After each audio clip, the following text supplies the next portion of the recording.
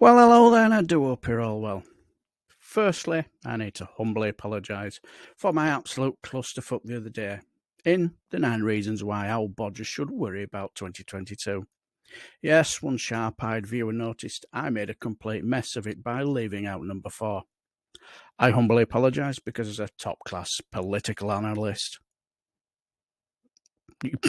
Yeah, right. I know my place. You guys are here for the James O'Brien shows, Nick Abbott pulling the pants down on knuckle chomping Brextremists, and his soundboard, my Yorkshire accent, butchering long names with over 200 vowels, and more importantly, the pause when I say Lord Frost. Pause. No, seriously. I do apologise, and I will strive meticulously to make sure that it doesn't happen again. Right, the repenting grovelling's out the way. Let's get this video started, and today we have an absolute belter for you. Well, that's if this complete belt app can do it properly without fucking it up.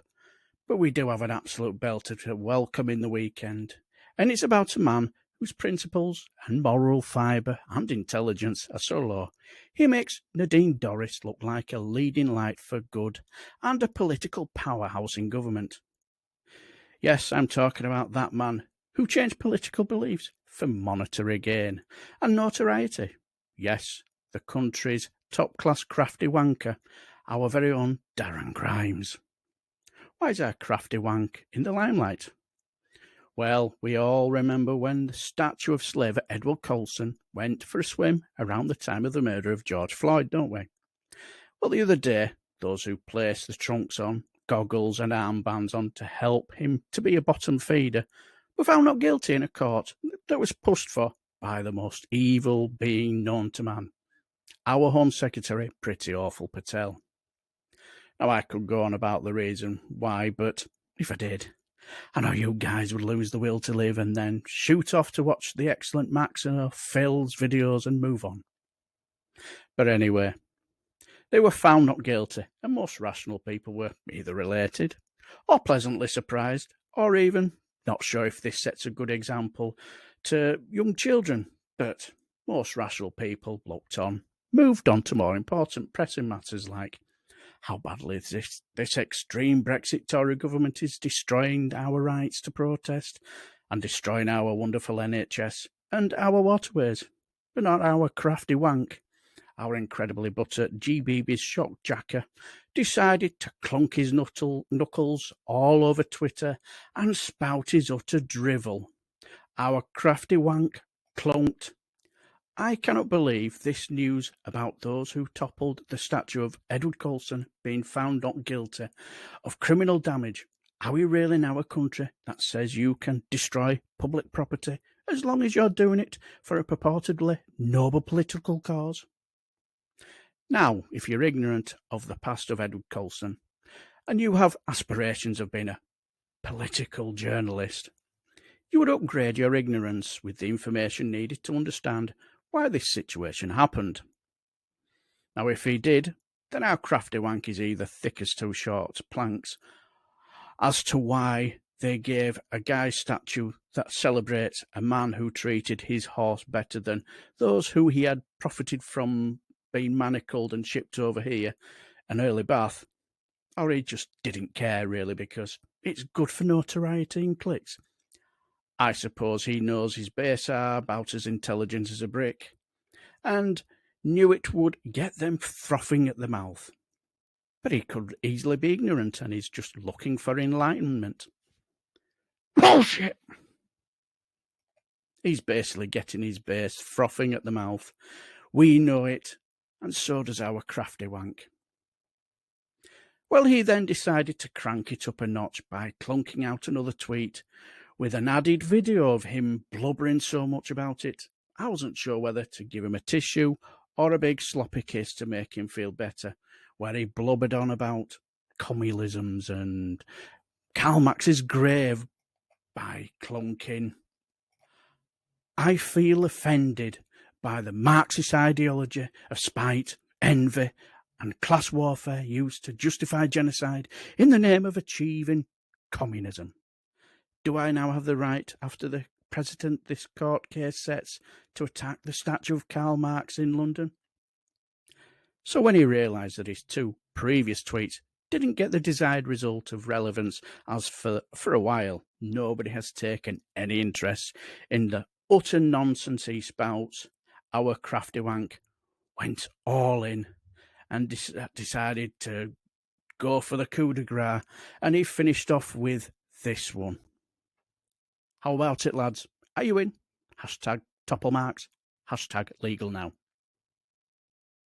Well, a number of people decided to let him know that there was a tiny little flaw in his thinking, that hashtag topple Marx isn't actually hashtag legal now, by letting our bell and batterer know this isn't a statue, but a headstone.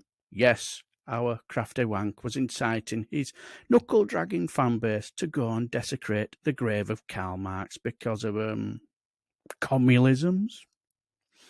But like I said, a number of people highlighted this little flaw in his stupid and insightful plan, and some even reported him to the Metropolitan Police about his stupidity. Don't know why, really, because if they're not going to investigate crimes with insurmountable evidence about breaking lockdown rules that happened in the past, what makes you think they're going to investigate something that might happen in the future? But I did chuckle my way through the tweets that treated this complete bell sniff for what he is, someone who will sell his soul just for relevance and for monetary gain. And these were absolutely priceless. They were found not guilty by at least 10 out of 12 of the jury. Deal with it, Dazbot.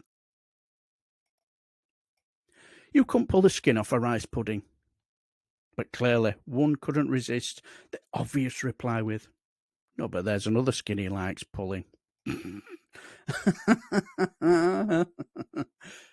one tweeted, says Darren, who asked Mystic Meg for help on somehow to assemble his PC desk that he bought from IKEA. And it wasn't only those who took the piss that made me chuckle. It was some of his 180,000 or so followers' rank stupidity that, was so boneheaded you had to laugh.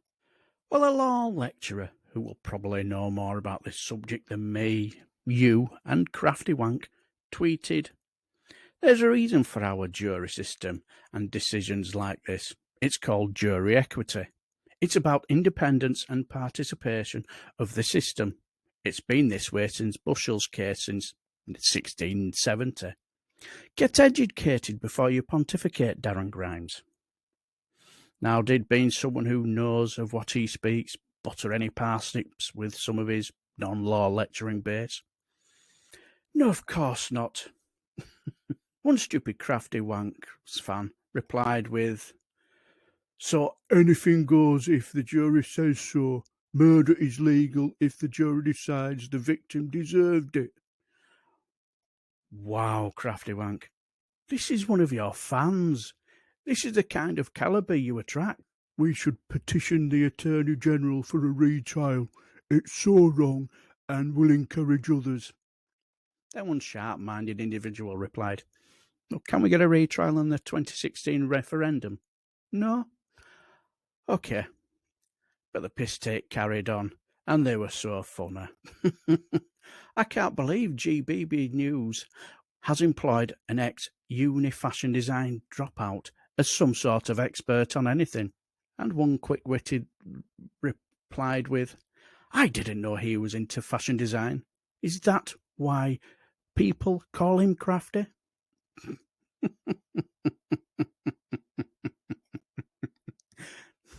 Says Darren Grimes, who destroyed a desk with a hashtag crafty wank.